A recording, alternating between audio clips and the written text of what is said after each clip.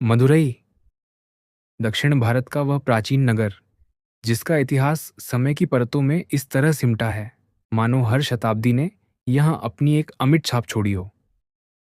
और इस इतिहास के केंद्र में खड़ा है मीनाक्षी अम्मन मंदिर, एक ऐसा वास्तु चमत्कार जिसकी दीवारें सिर्फ पत्थरों से नहीं बनी, वे बनी हैं कला, संस्कृति, अध्यात्म और मानव सृजन की अदम्य क्षमता से। इस मंदिर को देखते ही मन में यह प्रश्न स्वतः उठता है, क्या यह मनुष्य का कार्य है या किसी अलौकिक हाथ ने इसे आकार दिया होगा। मदुरई की गलियों से गुजरते हुए जब पहली बार इस मंदिर के गोपुरम क्षितिज से ऊपर उठते दिखाई देते हैं तो लगता है मानो रंगों की कोई विशाल तरंग आकाश को छूने लगी हो। दूर से नजर आने वाले ये गोपुरम अपनी ऊंचाई, संतुलन और रंग संपदा के कारण किसी कल्पना लोक जैसे प्रतीत होते हैं। करोड़ों छोटी बड़ी मूर्तियां, प्रत्येक का अपना भाव, अपनी कहानी, और उन सबके बीच प्रकट होती देवी मीनाक्षी की वह अपरिमित महिमा जो सदियों से भक्तों को यहाँ खींच लाती है। यह स्थान सिर्फ एक पूजा स्थल नहीं, यह एक जीता जागता शहर है, पत्थर में तराशा गया, रंगों से सजाया गया, विश्वास से पोषित शहर। कहा जाता है कि मदुरई भगवान शिव का वह नगर है जिसे स्वयं उन्होंने 3 बार नापा था, और इसी पवित्र भूमि पर मीनाक्षी पार्वती का अवतार का जन्म और विवाह हुआ। किंवदंतियों की इन कहानियों के समान ही अद्भुत है वह स्थापत्य जिसने इस परिसर को भारत की सबसे महान द्रविड़ वास्तुकला की मिसाल बना दिया। मंदिर में प्रवेश करने से पहले जो सबसे पहली चीज मन को भर देती है वह है उसकी विशालता का एहसास। चारों दिशाओं में उठते गोपुरम, प्रत्येक दिशा को पहरेदारों की तरह संभाले हुए, और प्रत्येक पर देवी देवताओं की ऐसी भव्य मूर्तियां कि लगता है मानो पूरा ब्रह्मांड इन पर अंकित हो उठा हो। द्रविड़ वास्तुकला का मूल तत्व गोपुरम मीनाक्षी मंदिर में अपने पूर्ण, विकसित और अत्यंत रंगीन रूप में दिखाई देता है। ऊंचाई में विशाल, आधार में चौड़ा और शीर्ष पर घुमावदार गोलाई लिए ये गोपुरम प्रवेश द्वार ही नहीं बल्कि सभ्यता और कला के प्रहरी हैं। इनमें सबसे ऊंचा दक्षिण दिशा का गोपुरम जो कई मंजिलों तक बढ़ता हुआ लगभग 60 मीटर की ऊंचाई छूता है, दुनिया के सबसे सुंदर मंदिर गोपुरमों में गिना जाता है। इसकी सतह पर उकेरी गई मूर्तियां, रंगों की परतें और कारीगरों का बारीक काम इस बात का प्रमाण है कि यह निर्माण सिर्फ तकनीक का नहीं बल्कि हजारों आर्टिजन्स की आत्मा का परिणाम है। हर मूर्ति एक कहानी कहती है, कहीं देवताओं का युद्ध, कहीं ऋषियों का तप, कहीं नाग कन्याएं, गंधर्व, अप्सराएं, कहीं जीवन के उत्सव तो कहीं मृत्यु के रहस्य। ऐसा लगता है मानो पूरा मानव मन, उसका भय, उसका उल्लास, उसकी आकांक्षाएं, सब कुछ इन दीवारों में समाहित हो। जब आप गोपुरम के नीचे खड़े होते हैं तो यह ऊंचाई आपको छोटा नहीं बनाती बल्कि यह एहसास कराती है कि मनुष्य कितना बड़ा कलाकार हो सकता है। 500-600 वर्ष पूर्व जब न तो आधुनिक मशीनें थीं न ही कोई उन्नत तकनीक, तब मनुष्य ने पत्थरों को इस प्रकार तराशा कि वे आज भी हवा में सांस लेते प्रतीत होते हैं। सैकड़ों वर्षों तक रंगों को बदला गया, मूर्तियों को ठीक किया गया, परंपरा को बचाया गया। यह सतत पुनर्निर्माण ही इस मंदिर को समय की मार से अजेय बनाए हुए है। गोपुरमों की रंग संपदा पर नजर डालिए, नीले, हरे, पीले, लाल, सफेद और अनगिनत रंगों का मेल। हर रंग अपनी जगह पर सटीक, संतुलित और अर्थपूर्ण। मूर्तियों को इस तरह जगह दी गई है कि उनका पूरा कथानक एक संगठित दृश्य की तरह उभरता है। कोई देवता आशीर्वाद दे रहा है तो कोई दैत्य उससे मुकाबला कर रहा है। कहीं नृत्य करती युवतियां आए हैं, कहीं युद्ध में विलीन होता क्रोध। यही मंदिर की विशेषता है, ये सिर्फ पत्थरों का ढेर नहीं बल्कि एक जीवित कला ग्रंथ है। मंदिर की आंतरिक संरचना में प्रवेश करते ही मन जैसे किसी और ही लोक में पहुंच जाता है। सबसे पहले आता है विशाल परिसर, प्रांगण, गलियां, स्तंभ श्रृंखलाएं और बीच बीच में छोटे छोटे मंदिर। पूरा ढांचा ऐसा है मानो एक पूर्ण शहर अपने भीतर समेटे हो।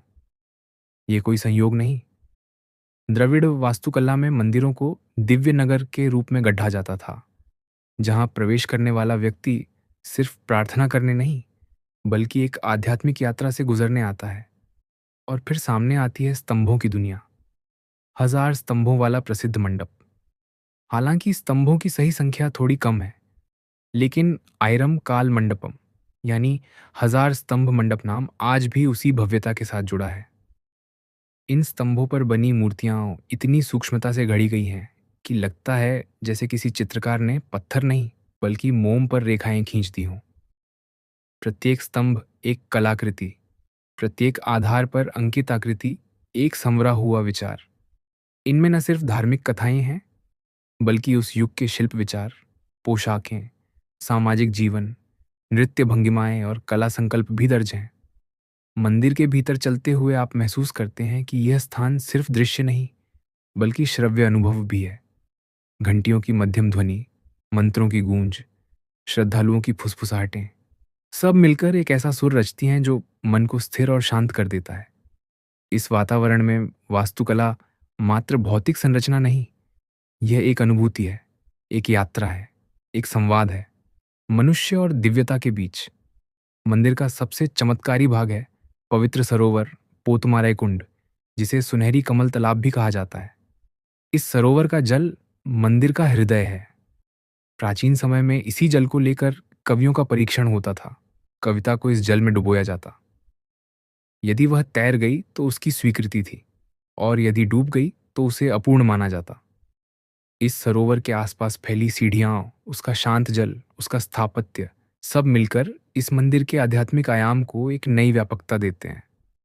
सरोवर के पास से आगे बढ़ते हुए जब आप देवी मीनाक्षी के गर्भगृह के पास पहुंचते हैं, तो वातावरण एकाएक बदल जाता है।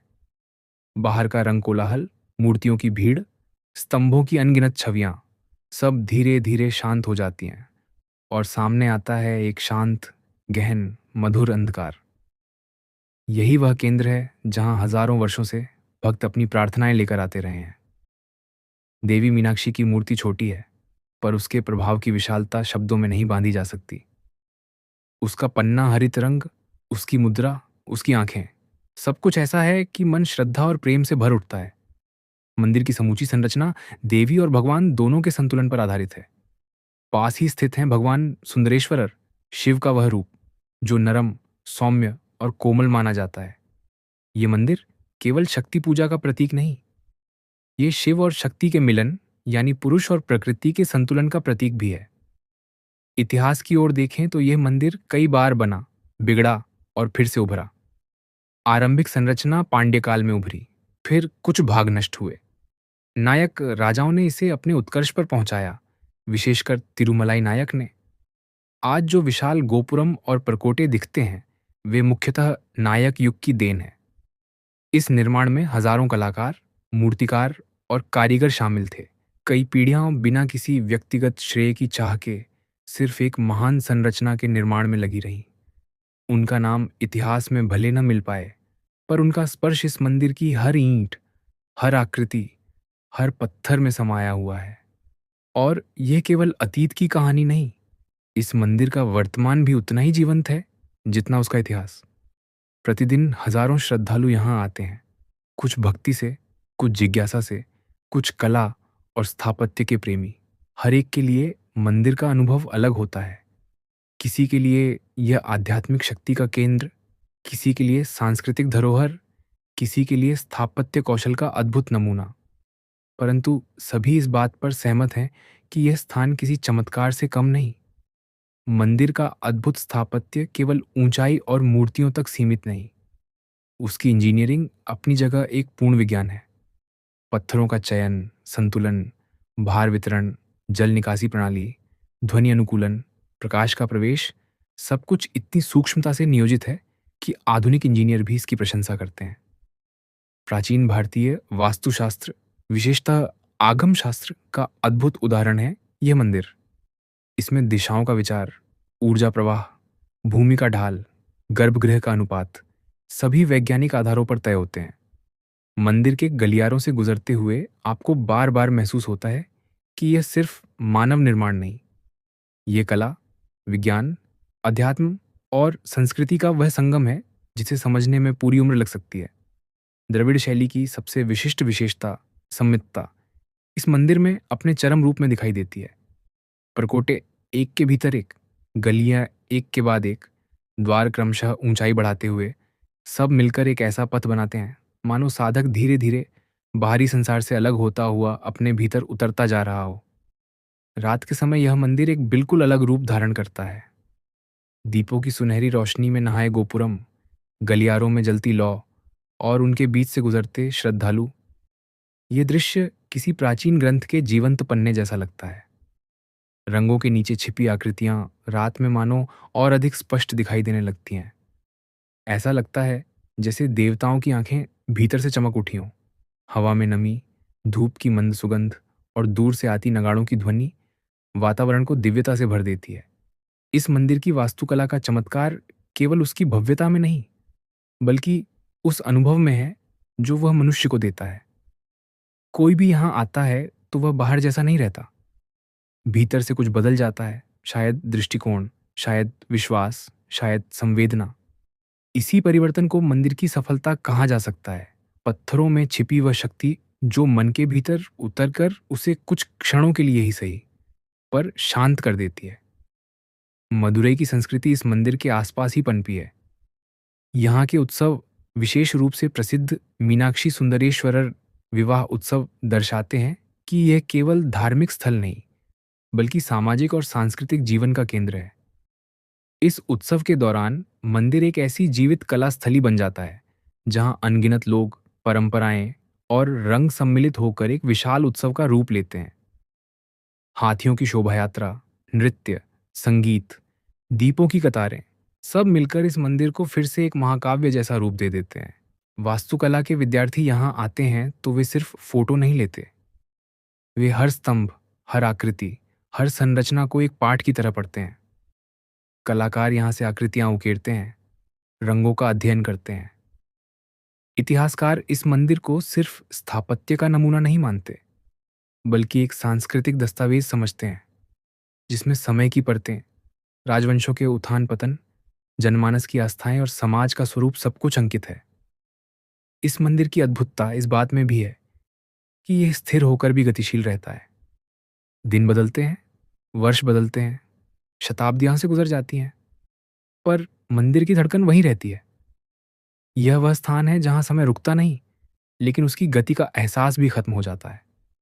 कुछ मिनटों के लिए ही सही, दुनिया से अलग, मन एक विशेष शांति में प्रवेश कर जाता है। जब आप मंदिर से बाहर निकलते हैं तो लगता है जैसे कोई विशाल अनंत लोक आपकी आंखों के सामने से धीरे धीरे पीछे सरक रहा हो। गोपुरम अब भी वही है, आकाश को छूते हुए, पर भीतर का अनुभव, भीतर की ऊर्जा, भीतर की संवेदना, वह अब आपके भीतर बस चुकी होती है। और यही वह चमत्कार है जिसके कारण यह मंदिर सिर्फ एक स्थल नहीं, एक अनुभूति बन जाता है। मीनाक्षी मंदिर केवल स्थापत्य का चमत्कार नहीं, ये भारत की आत्मा का वह रूप है जो पत्थरों में ढलकर जीवित हो गया है। ये दिखाता है कि मनुष्य केवल बनाने की क्षमता नहीं रखता, वह सृजन को दिव्यता का रूप दे सकता है, वह सौंदर्य को पूजा का माध्यम बना सकता है। वे अपने श्रम, अपनी कला और अपने विश्वास से एक ऐसी संरचना खड़ी कर सकता है जो सदियों तक मनुष्य की चेतना को ऊंचाई देती रहे। इस मंदिर को देखने के बाद मन में सिर्फ एक ही भाव रह जाता है, कृतज्ञता। कारीगरों के प्रति, उस सभ्यता के प्रति जिसने इसे जन्म दिया, और उस दिव्य शक्ति के प्रति जिसने मनुष्य को इतनी कल्पना और कौशल दिया कि वे पत्थरों को जीवंत बना सकें। यह मंदिर सिर्फ मदुरई की पहचान नहीं, यह भारतीय वास्तुकला की असाधारण क्षमता का प्रमाण है। यह दिखाता है कि कला जब भक्ति और कौशल के साथ मिलती है तो वह चमत्कार बन जाती है। और यही कारण है कि मदुरई का मीनाक्षी मंदिर सदियों से खड़ा है, अडिग, अविचल, गौरवपूर्ण। वह समय को चुनौती देता है और साथ ही उसे पार भी कर जाता है। उसकी दीवारें कहानियां कहती हैं, उसके स्तंभ गीत गाते हैं, उसका गर्भगृह शांति फुसफुसाता है, और इन सबके बीच खड़ी है वह दिव्यता जो पत्थरों के बीच बसती है पर मनुष्य के भीतर भी उतरती है। यही है मीनाक्षी मंदिर, वास्तुकला का वह चमत्कार जो समय से परे है, जो सिर्फ देखा नहीं जाता, अनुभव किया जाता है, जो सिर्फ स्थान नहीं, पूरा एक भाव बनकर हृदय में उतरा रहता है, जो न सिर्फ कला है, न सिर्फ धर्म, वह है भारतीय सभ्यता की जीवित धड़कन।